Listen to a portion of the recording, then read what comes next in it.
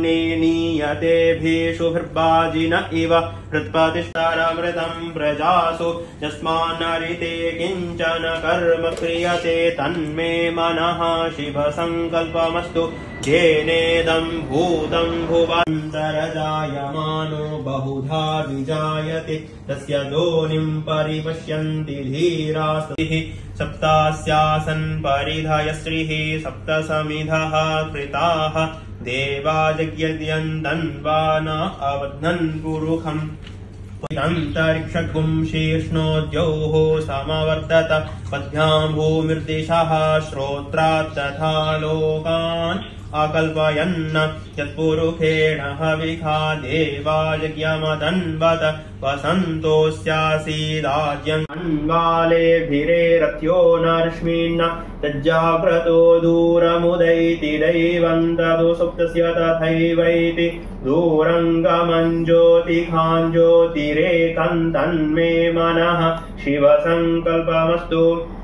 येन कर्माण्यपसो मनिजा रूपम् अतिललितम् ॐ हर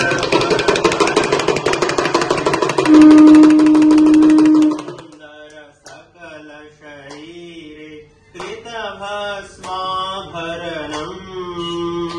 शिव कृतभस्माभरणम् इति वृषभध्वजरूपम् इति वृषभध्वजरूपम् तापत्रयहरणम् ॐ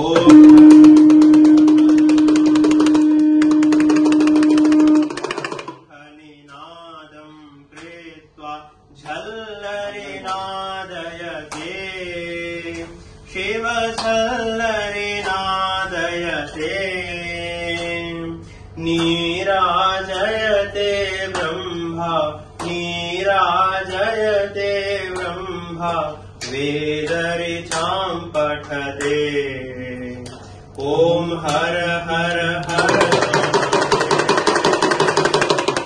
अतिमृदुचरण सरोजं प्रेतकमले धृत्वा शिव